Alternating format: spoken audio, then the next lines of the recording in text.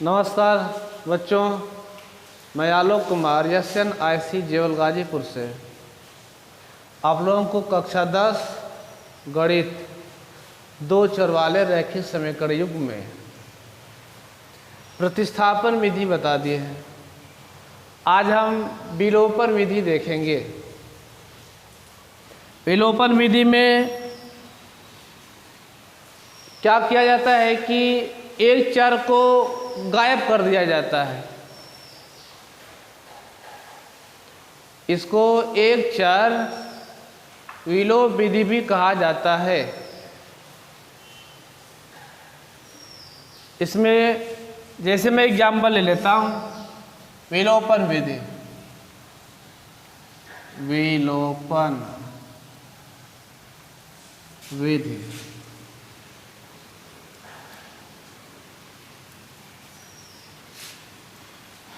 x minus Y बराबर 2 ही ले लेते हैं, x प्लस वाई बराबर 4। छोटा सा एग्जाम्पल लिया। कभी कभी यह भी होता है कि यह विलोपन विधि जो होती है प्रतिस्थापन विधि से आसान हो जाती है, अर्थात इससे सवाल हल करना प्रतिस्थापन की तुलना में आसानी, इसमें सुविधा मिलती है। इसमें एक चर को गायब करने का तात्पर्य है, जैसे इसमें देखिएगा आप, समीकरण 1 है, समीकरण 2। बड़ी सुविधा हो गई। सुविधा की बात यह है, एक चर गायब कर लो, चाहे जिस रीत से करो आप। तो हम करते क्या हैं, इस समीकरण 1 है और यह 2 है, यदि हम 1 में 2 को जोड़ दें, जोड़ेंगे तो होगा क्या, तो भाई x और x, चलिए मैं जोड़ देता हूं। x कितना होगा, 2x होगा, और y में y जोड़ेंगे तो क्या होगा, 2y नहीं, 2y नहीं, शून्य। हाँ सही, शून्य बात है। ये भाई धन y है और माइनस y, जितना धन है उतना माइनस है, अर्थात क्या होगा, ये कैंसिल हो जाएंगे, कट गया। बराबर 4 और 2 जोड़ेंगे तो 6 प्राप्त होगा, और x बराबर कितना हुआ, 6/2, अर्थात x बराबर कितना मिला, 3 मिला। लीजिए सॉल्व हो गया, उससे सुविधा हो गई। अब x का मान हम समीकरण 1 में रख लीजिए, आप 2 में रख लीजिए, कहीं पर रख सकते हैं। चलिए रखते हैं x का मान समीकरण 1 में रखने पर रखेंगे तो क्या होगा, x की जगह रख दिया आपने 3 माइनस वाई बराबर 2।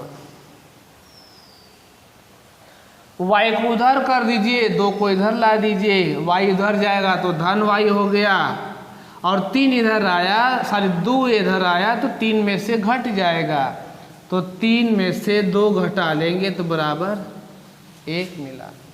x का मान 3 और y का मान 1 प्राप्त हो गया। यह सत्य है कि नहीं सत्य है, आप इसकी सत्यता की जांच भी कर सकते हैं यहाँ से।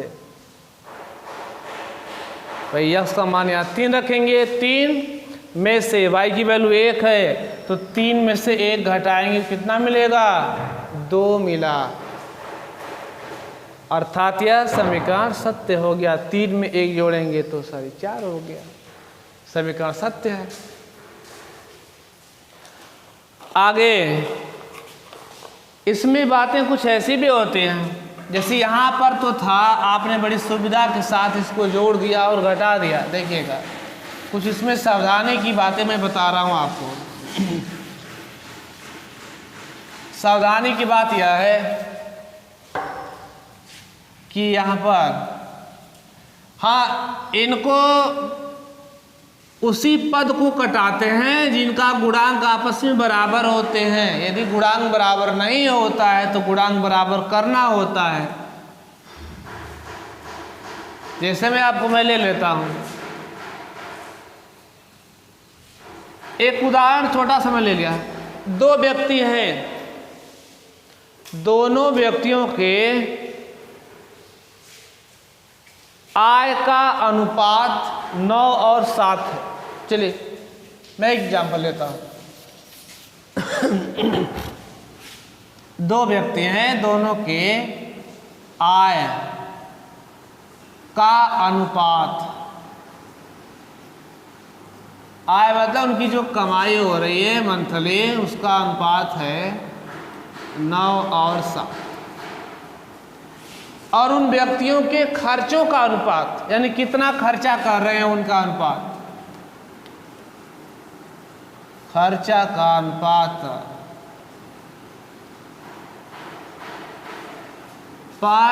ले लिया जाए 4 और 3। और एक शर्त है कि यदि दोनों व्यक्ति प्रत्येक महीना 2000 रुपया सेव करते हैं, यानी बचाते हैं, प्रत्येक व्यक्ति प्रत्येक माह कितना 2000 रुपया बचा लेते हैं, ये बचाते हैं।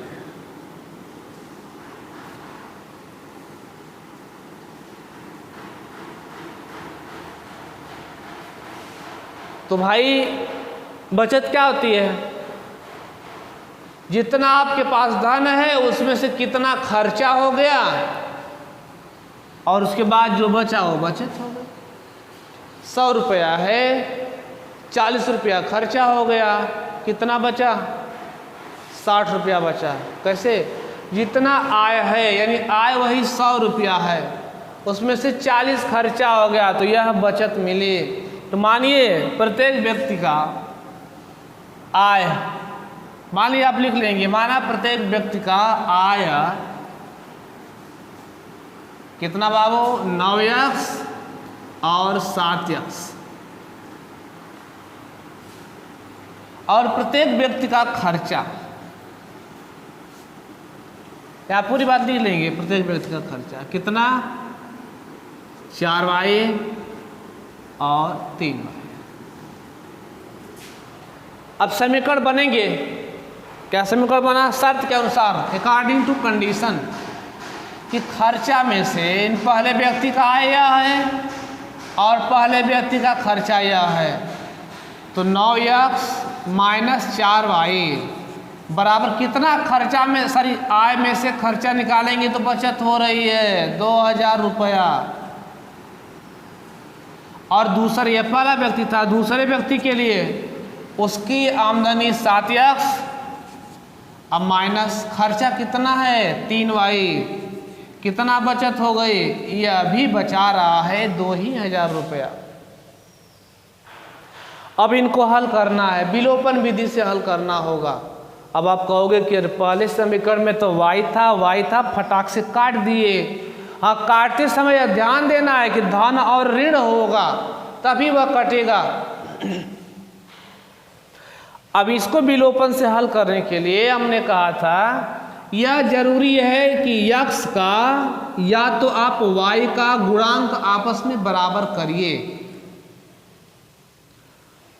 गुणांक बराबर करिए x का या तो y का। यदि ऐसा नहीं है तो यह कैसे होगा मैं आपको बता रहा हूं। इस समीकरण को आप 1 दिखा दो, समीकरण को 2 दिखा दो, बड़ी आसान सी बात है।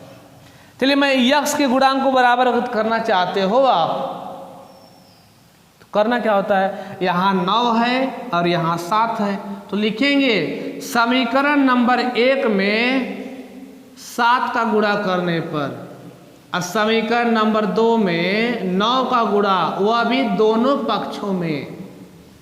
बड़ी आसान सी बात है। इसके साथ जो होता है इस वाले में गुणा कर लो और इसके साथ x के साथ जितना है इस वाले में, लेकिन दोनों पक्षों में गुणा, ताकि इसके मान में कोई परिवर्तन ना हो। अगर भाई कहोगे कि अरे 9 का गुणा 7 का गुणा करने में तो बड़ी दिक्कत होगी, तो चलिए मत करिए, बड़ा अंक है तो छोटे अंक को ले सकते हो आप। अब देखिए, इस वाले को कटा लीजिए। इसको कटाने के लिए क्या करेंगे आप?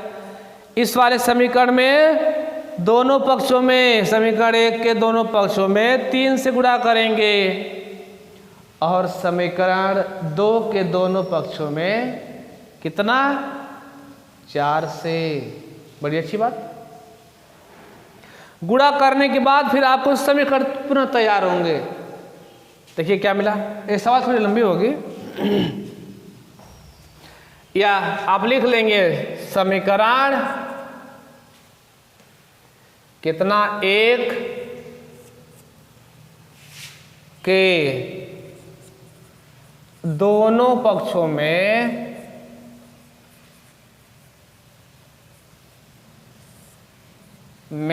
कितना से बाबू, इस वालों को हम कटाना चाहते हैं 3 से, तथा समीकरण 2 के, यही बात है, दोनों पक्षों में कितना से, 4 से गुणा करने पर क्या मिलता है देखा जाए। गुणा कर लो। इसमें 3 से 3 करेंगे 9, 9 3 27 यक्स माइनस 3 चौका 12 वाई बराबर 3 में कर लेंगे 2000 में 3 गुणा के 6 पर 3 0। 4 से गुणा, 4 7 28 यक्स माइनस 4 से 3 चौका 12 वाई बराबर 4 से 4 गुना के 8,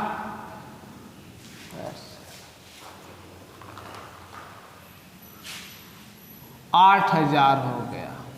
बस काम आसान होने वाला है। अब देखिएगा गुणांक बराबर हो गए, लेकिन कहोगे इसमें तो दोनों माइनस हैं। ध्यान दे, गुणांक बराबर हो जाए उसके बाद, यदि नहीं है तो करेंगे बराबर, और करने के बाद यदि एक प्लस है और एक माइनस है तो बड़ी अच्छी बात है, काट देंगे। उसको बोलते हैं जोड़ने से बोलते हैं। और दोनों माइनस हो या दोनों प्लस हो तो उस केस में क्या होता है, इन समीकरण को आपस में घटा देते हैं। अब यहाँ पर इसको समीकरण 3 दिखा देना और इसको समीकरण 4 दिखा देना, और यहाँ लिखेंगे समीकरण 3 में से समीकरण 4 घटाने पर, घटाइए बाबू। अब 27 में से जब घटाने पर होता है तो इनकी चिन्ह बदल देते आते हैं, ये माइनस हो जाता है और यह प्लस हो गया और यह माइनस हो गया। तो 27x में से 28x कितना हुआ, माइनस x, ये बड़ा है, और उसके बाद यह क्या हो गया, कट गया यह तो, और यह 6000 में से 2000 तो माइनस कितना, सॉरी 6 में से 8 2000, यह माइनस का आंसर x का मान मिल गया कितना, 2000 रुपया। इस सवाल में आपसे यह पूछा गया था, हमने चर्चा नहीं किया, भूल गए, दोनों की आय बताइए। दोनों की आय बताना था, तो आय में हमें था कितना, आय पहले व्यक्ति की आय 9x है और दूसरे व्यक्ति की आय कितनी, 7x। सिर्फ आय बताना था, इसी पर हम रोक लेंगे। हाँ कहोगे y नहीं आप निकाले, अब x का मान हम यहाँ पर रख लेंगे इस समीकरण में, 1 में रखिए, 2 में रखिए, या 3 में रखिए, या 4 में रखिए। यहाँ से हम y की वैल्यू प्राप्त कर लेंगे।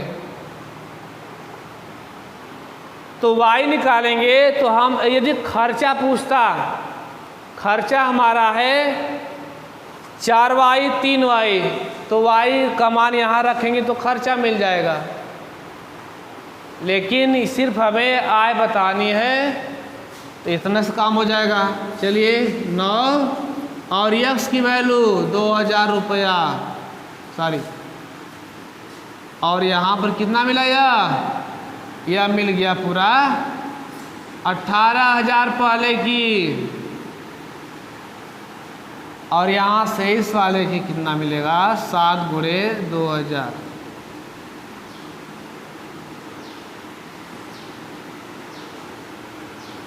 चौदह